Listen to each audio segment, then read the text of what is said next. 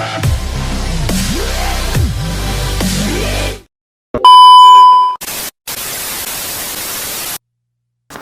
assalamualaikum. Balik lagi ke Jenny Refki Channel. Nah, kali ini kita balik lagi ke ini maternity vlog. Iya, dari pengalaman aku, kehamilan. Pengalaman kehamilan sekarang ada di trimester kedua. Oke, jadi ini episode kedua ya. Episode pertama ada di sini, kita kasih lagi. Nah, jadi kelihatannya kemarin episode pertama itu kita ceritain sampai minggu keberapa ya kehamilan kamu ya? Terakhir itu aku periksa itu 7 minggu. 7 minggu. Terus kita akhirnya itu ke blow up lah itu berita. Oh iya, benar-benar. Nah, waktu itu kan kita terakhir itu pertengahan Maret lah, 17 Maret itu sebenarnya COVID itu waktu itu udah mulai ini ya, udah mulai beritanya tuh udah mulai santer tuh. Tapi baru di luar. Tapi baru ya, enggak di Indonesia pun udah mulai waktu itu, tapi masih awal-awal. Jadi belum terlalu inilah, belum terlalu ke blow up lah. Terus kan akhirnya COVID itu semakin merebak ya. Corona itu semakin banyak, Jakarta, Jabodetabek udah jadi zona merah. Terus akhirnya kita dapat info juga ternyata rumah sakit yang waktu itu tempat kita check up periksa itu juga masuk menjadi rumah sakit rujukan. Padahal kita udah lumayan cocok ya sama rumah sakit dan dokternya udah lumayan oke. Terus akhirnya kita berpikir ulang lagi, merencanakan kembali. Kita pikir ulang lagi, balik lagi ke awal cerita kita yang waktu itu. Kita cari lagi lah. Kita akhirnya browsing lagi, cari rekomendasi dari teman-teman di mana yang mungkin gimana ya, lebih aman lah menurut kita, yang kita lebih nyaman ya, walaupun ya kita nggak tahu lah gimana di luarnya itu seperti apa. Ya. Apa yang kamu rasain tuh, kondisi tubuh kesehatan kamu itu seperti apa dari 7 minggu sampai 12 minggu? Waktu 7 minggu dari awal itu dulu ya, dari 7 minggu itu tuh masih belum berasa kalau aku tuh hamil. Oh iya. Masih belum berasa. Masih belum terlalu berasa, oke. Masih normal. Ya kayak biasalah. Jadi belum ada perubahan yang signifikan ya? Belum ada perubahan. Sampai seminggu setelah periksa. Terus itu kan masuk usia kehamilan ke 8 minggu. Itu kayak setiap pagi itu tuh kadang mual. Aku pikir karena belum sarapan. Oh iya. Ya udahlah sarapan. Terus sorenya menjelang asar mual lagi. Oh iya, benar. Aku ingat tuh kamu tuh mualnya tuh kalau nggak pagi ya sore ya. Iya, kalau nggak pagi nggak sore. Terus beberapa hari lagi aku makin sering mualnya tuh kan, sampai teler, sampai muntah, sampai itu berat badan aku turun. Ya itu 3 hari muntah itu sekitar 2 kilo turunnya. Wow, asik. Ya jadi kamu ngerasain mual sampai muntah. Emang waktu itu dia sampai muntah sih. Sampai yang kamu keluarin itu pahit doang ya. Sampai asam lambungnya tuh keluar ya. Sampai nggak ada setetes pun yang mau dikeluarin. Waktu itu kamu panik kan? Mungkin karena aku udah sering-sering baca, paniknya sih enggak. Paniknya sih enggak, cuman ngerasa nggak nyaman aja. Iya sih, pastilah orang tiba-tiba mual terus sampai muntah kayak gitu kan. Ngerasa nggak nyaman aja. Buat kalau seumpama abis makan gampang enek. Oh iya, jadi waktu itu kamu sempat picky ya untuk makanan ya. Dan anehnya, lucunya ini cerita lucunya, waktu itu agak doyan makan makanan yang zaman sekarang. Maksudnya? Yang kayak, boleh nyebutin merek nggak sih? Nama makanannya aja. Yang kayak fish and chip. Oh iya. Makanan fish and chip. kayak tiba-tiba pengen dibeliin, ternyata nggak makan. Oh iya benar. Nggak aku makan. Terus makan makanan yang apa namanya, makanan zaman now rice bowl yang lauknya ada apa namanya, ayam dan mozzarellanya kayak gitu, yang nasi dibumbu itulah. Jadi iya, waktu itu kan kamu sempat pengen dibeliin ini itu, tapi akhirnya nggak kemakan juga ya. Makan semuanya. dan akhirnya aku yang makan, aku yang naik berat badan ya. Iya, dia yang hamil. Terus ya udah, dan itu pun aku akhirnya tuh mau makan itu kalau lauknya tuh sederhana justru. Kalau semuanya kayak oseng kangkung aku bisa masuk. Justru yang makanan tradisional ya. Oseng kangkung, sambal tempe, yang gitu-gitu ya. Lele bakar, kayak gitu-gitu. Itu makanan yang sangat menolong. Itu kayak bagus lah, jadi aku nggak perlu sayur bayam kayak gitu-gitu. Terus akhirnya baru bisa makan tuh. Terus apa namanya, solusi untuk mualnya itu tadi apa tuh? Aku ngide kan, kebetulan teman aku bidan, terus nanya lah gini. Aku dia resepin tuh obat, cuman karena aku nggak berani minum obat sembarangan. Karena apa namanya, ya lagi musim gini juga, males keluar ke apotek. Akhirnya inilah, karena ibu aku tahu juga, mertua aku tahu juga gimana aku mualnya, sama-sama bingung dong. Nah akhirnya ini berdasarkan pengalaman ibu aku, ini disuruh beli permen asem. Udah kamu makan permen asem aja kalau tiap mual. Mengkonsumsi permen asem ya? Permen asem, iya permen asem yang zaman dulu. Kalau kalian zaman kecil, yang waktu di SD, di depan SD, di kantin SD, kalian itu jual yang permen asem. Permen asem gopean itu. Iya, yang murah. Yang kayak gini nih bentuknya. Nah, yang kayak gitu, yang kecil-kecil bulat itu. Nah, itu permen asem yang ada gula pasirnya tuh loh. Akhirnya suami aku yang keluar beli. Iya, kita cari loh. Aku sore-sore udah lemes, udah tidak berdaya, dia keluarlah cari permen asem. Kebetulan ada toko buah yang jual manisan permen juga gitu di dekat sini. Awalnya kita bingung ya, itu cari di mana. Ya benar. Soalnya itu kan udah lumayan jarang kan itu. Jadi mual itu lemes-lemes, mual muntah tuh berjalan sampai usia kehamilan ya 8 sampai 10. Mungkin sampai 11 minggu itu masih.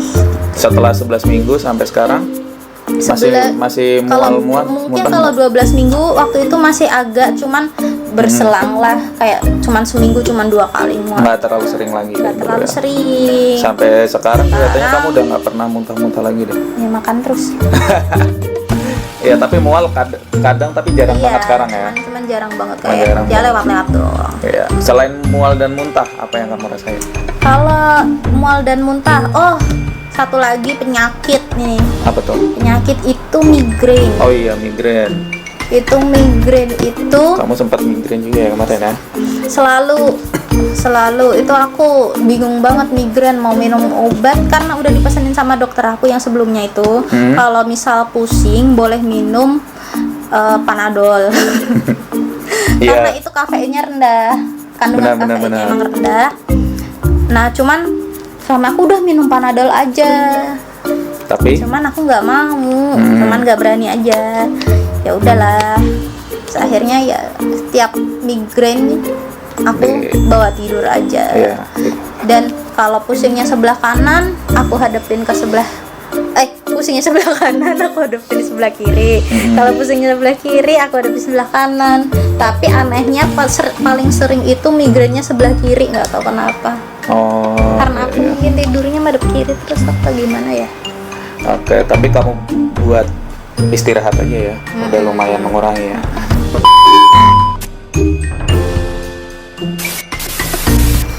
Terus yang kedua, perubahan fisik yang kamu alami. Rasain itu di usia 7 sampai 12 minggu. Kalau untuk perut itu mungkin agak sedikit keras di bagian bawah ya. Bawah pusar. Yang bagian si dedeknya ada di situ. bagian bawah pusar itu agak jadi agak kencang. Nah, terus di usia 7 sampai 12 minggu itu kalau aku baca sih itu memang perkembangan rahim tuh ini banget. Pesat. Oh iya. Perkembangan itu janin tuh pesat banget. Jadi sering kenceng di bagian bawah pusar tuh sering kenceng gitu. Terus aku juga beberapa kali ngerasain kram di bagian bawah pusar situ. Oh iya. Nah terus karena temen aku seorang bidan itu seorang Prilly. Nah itu seorang bidan, aku sering konsultasi lah ke dia, kenapa sih perut aku kram, terus karena aku anaknya dari dulu aktif, jadi gerak tuh nggak bisa santai. Oke. Apa-apa cepet gitu. Iya, terus kenapa sih setiap gerak tiba-tiba selalu sakit? Nah itu katanya karena demobilisasi. Apa tuh? Demobilisasi ibu hamil. Ya itu nanti kalau salah tolong dibenerin ya teman-teman ya. Itu tuh pokoknya mobilisasi ibu hamilnya tuh ini kurang bagus. Jadi emang kalau udah tahu hamil itu sebaiknya kalau emang bangun dari tidur ke duduk ke berdiri itu jangan tiba-tiba. Ya harus dirasain dulu. Jadi pelan-pelan. Karena sekarang kamu membawa bukan cuma tubuh kamu sendiri kan, harus menyesuaikan juga itu yang di perut. Oke. Selain itu di bagian payudara itu jadi agak mengeras, kayak buat kalian yang PMS baru mau haid itu mungkin rasanya mirip seperti aku nggak tahu sih. Kayak gitulah. Ya kayak gitu. Tapi kan katanya emang itu secara natural itu karena mempersiapkan ASI ya. Mempersiapkan ASI nanti, jadi secara alami bagian payudara itu akan mengeras, mengencang gitu ya. Terus kamu kan akhir-akhir ini sering buang air kecil. Oh iya, waktu usia segitu juga jadi lebih sering ini buang air kecil. Jadi sering buang air kecil itu katanya karena ini kantung kemihnya kan tertekan sama rahim yang makin besar, kapasitasnya itu jadi berkurang gitu. Oke, periksa sebenarnya di 12 minggu apa 13 minggu tuh? Oh, kita periksa itu 12 minggu 6 hari. 6 hari, hampir 13 minggu. Oke, nah kita ceritain dulu nih. Akhirnya kan awal tadi kita udah bilang kalau udah cerita kalau rumah sakit yang awalnya kita pakai untuk check up itu jadi rujukan COVID. Jadinya kita akhirnya mencari-cari rumah sakit atau klinik atau apapun lah di tempat lain yang mungkin lebih aman. Nah, kita mikirnya juga kita mau mencari rumah sakit atau klinik khusus ibu dan anak. Nah, akhirnya karena kita nggak mau ke rumah sakit. Ya, umum ya.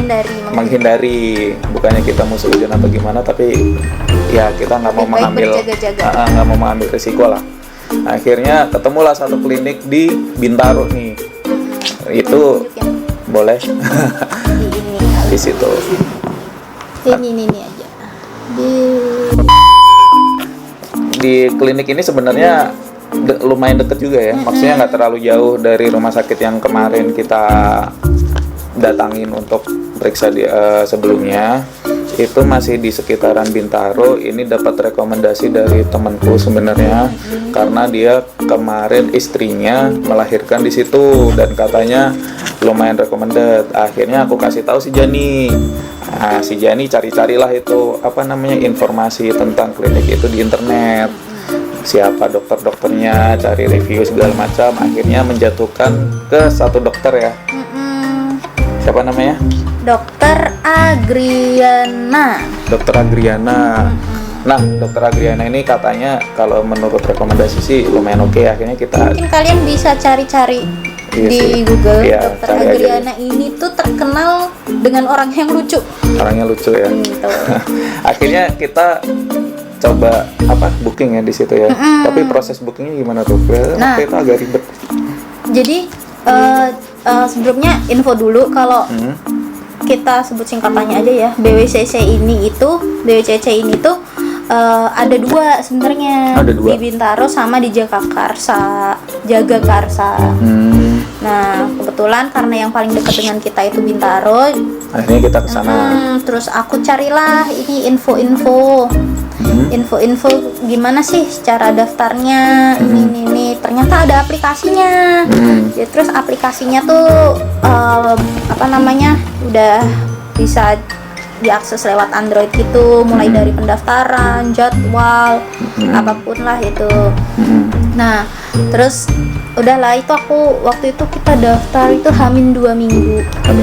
Karena pede paling gak ada yang periksa. Iya, di masa pandemi gini kan. Paling gak ada yang periksa, paling sepi. Terus ternyata aku masukin lah nih data pasien, bla bla bla, ya seperti biasa itu. Cari jadwal. Cari nama dokter dulu. Diklik cari jadwal. Cari harinya. Kebetulan waktu itu aku berpikir aku pengen sebelum puasa aku mau konsultasi dulu, mau tanya-tanya sama dokter. Terus gimana nanti kalau mau puasa. Nah, ternyata waktu itu aku nyari dua minggu itu aku cari jadwal di siang hari itu ternyata nggak ada yang kosong, nggak ada sama sekali yang kosong, itu full. Dan itu hampir semua dokter. Iya, ternyata semua dokter yang ada di situ full semuanya yang full siang. Semua itu siang. Nah, di luar ekspektasi. Ternyata banyak yang berpikir seperti kita ya. Terus akhirnya aku putusin tuh kita periksa itu tanggal 23 ya. 23 April malam, itu hari Kamis kalau aku nggak salah. Iya, itu sebenarnya malam pertama tarawih. Besoknya kita puasa tuh. Iya, itu malam pertama tarawih. Ya Allah, maafin kalau saya malah periksa. Oke. Terus udah kan daftar lewat aplikasi, dapat nomor 1 kloter 1 urutan 6. Udahlah, terus aku klik oke, di situ nanti akan keluar biaya pendaftaran. Kamu bayar dulu di situ. Di situ kita bayar. 2 minggu setelahnya kamu datang, kita datang sana itu. Terus ternyata di sana nggak sesepi yang kita bayangkan. Ya iyalah, itu penuh banget juga ternyata penuh. Dan yang boleh menunggu di dalam itu cuman ibu hamil yang diperiksa. Jadi suami aku nunggu di luar. Jadi emang itu protapnya sana ya. Maksudnya di sana itu untuk mencegah penyebaran COVID juga tuh, mereka punya protap itu bahwa yang boleh menunggu di dalam itu hanya pasien. Dan suami itu bisa masuk ketika pasien itu dipanggil masuk ke ruangan. Jadi untuk suami-suami itu kita akhirnya nunggu di luar. Yang nunggu di luar semua bapak-bapak sama ya yang nganter yang lain lah. Iya. Nah, dia nunggu di dalam terus tuh. Terus aku masuk tuh. Pendaftaran awal karena belum baru pertama kali. Terus aku dikasihlah buku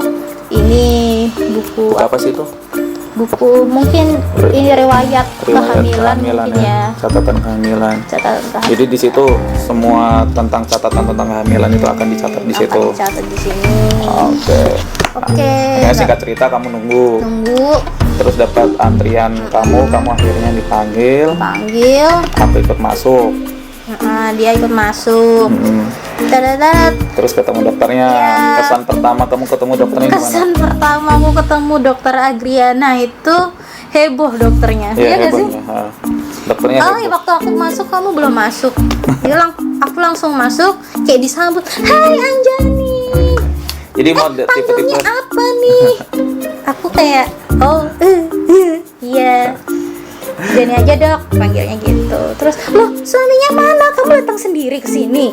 Iya. Enggak dok, itu suaminya lagi jalan ke sini gitu. Iya, jadi emang dokternya itu lumayan heboh ya.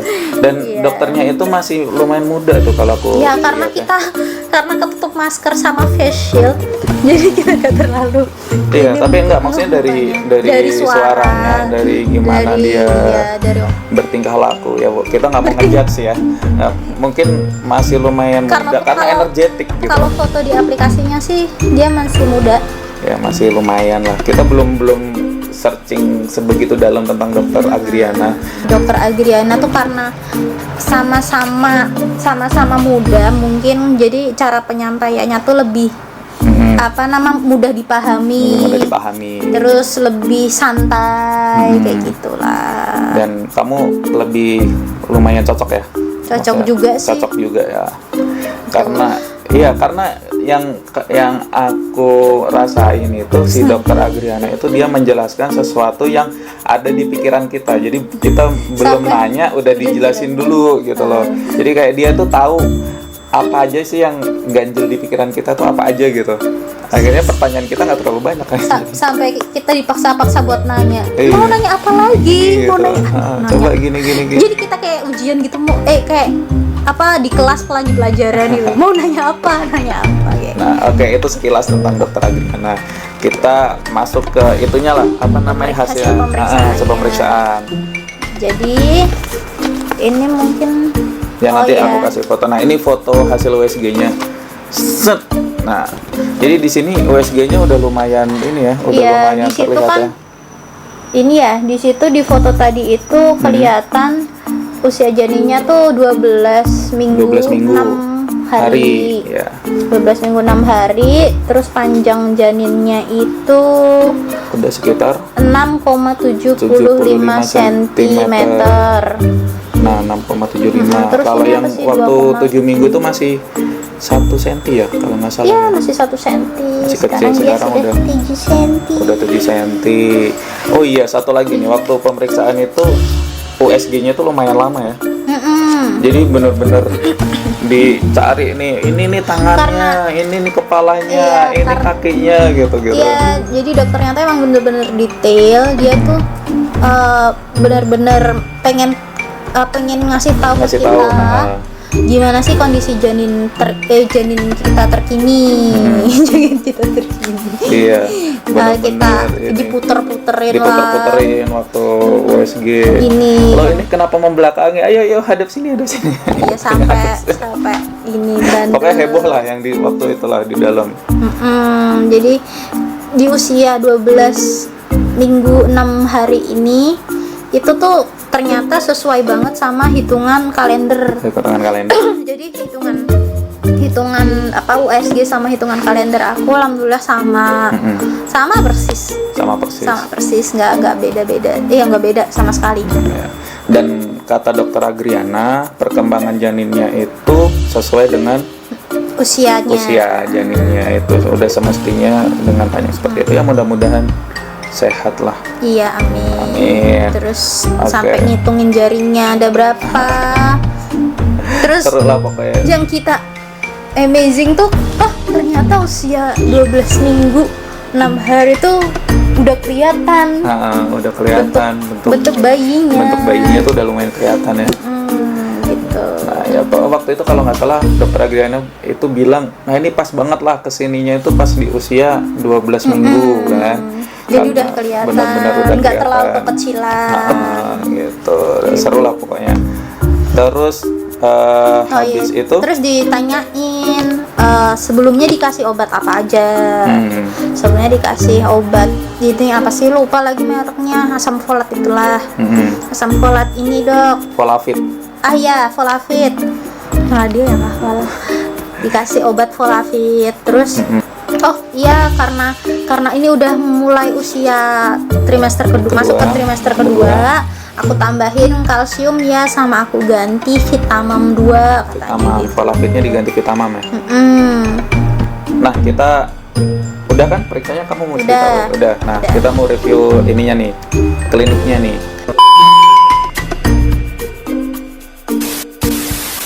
Nah sebenarnya kliniknya ini menurut kita itu nggak terlalu besar ya. Nggak terlalu besar. Ya inilah nggak seperti rumah sakit lah, jelas nggak terlalu besar. Ini klinik khusus rumah bersalin. Klinik khusus ibu dan anak ya. Iya. Tapi yang kita rasain justru di sana itu lebih homey gitu kan, rasanya kayak rumah lah gitu. Dan ternyata untuk USG-nya pun juga nggak inilah, maksudnya canggih juga gitu kan. Iya. Canggih juga ternyata. Dan di sana juga ada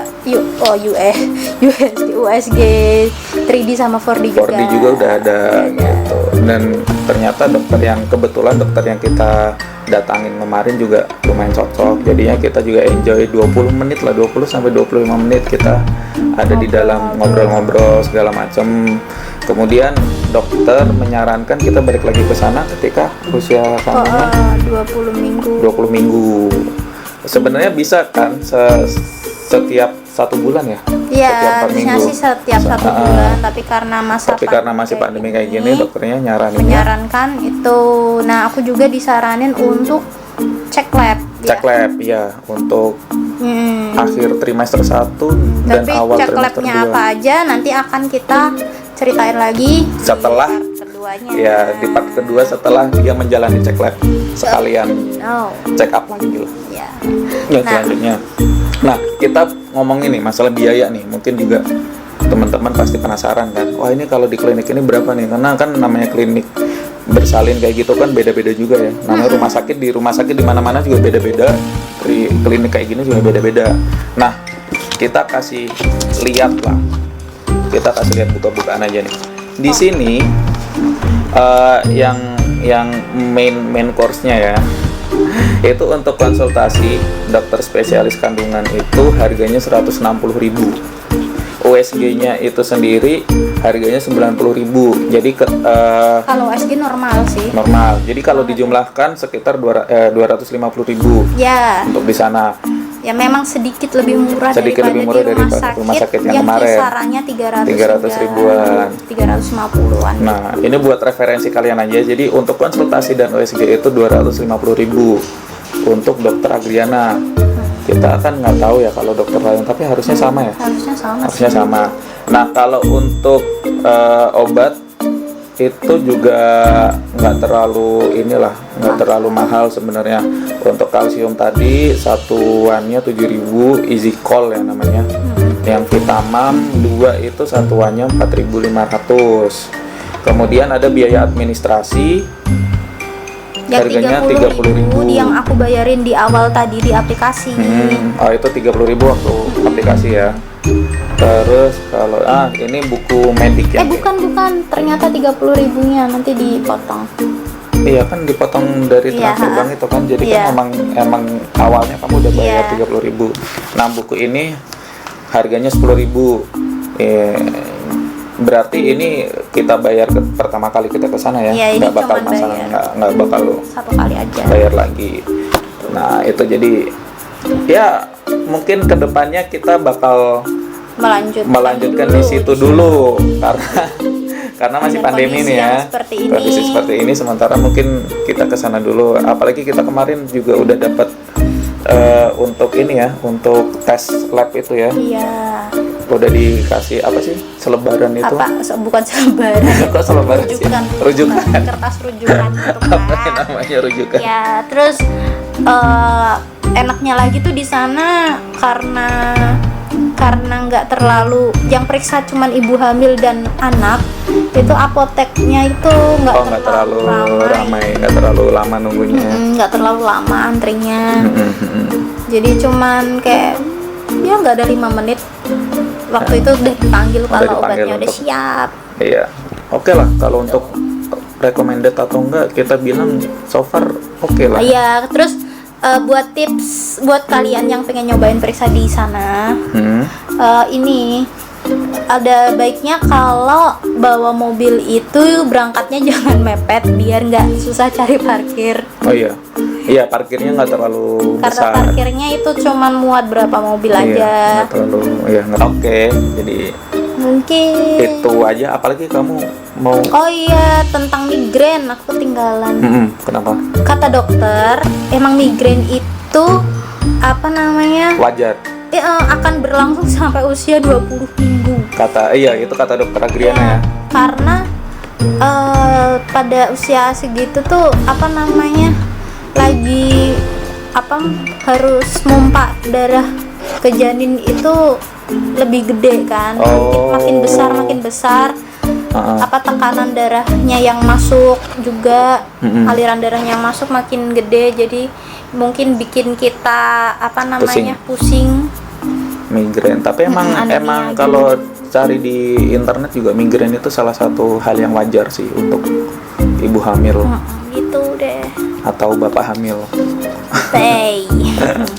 Oke, Okay. jadi itu sampai usia kehamilan 12-13 minggu ya, sampai terakhir kita periksa. Untuk part yang kedua tunggu aja ya, akan nanti kita publish lagi, kita bikin videonya ketika kita periksa lagi dan udah cek darah, cek lab itulah pokoknya, nanti akan kita ceritakan gimana selanjutnya. Oke, jadi untuk sementara itu dulu di video kita kali ini, di episode kedua pengalaman kehamilan di trimester kedua, awal trimester kedua. Oke, jangan lupa klik like, komen, share, and subscribe. jangan lupa. Dadah.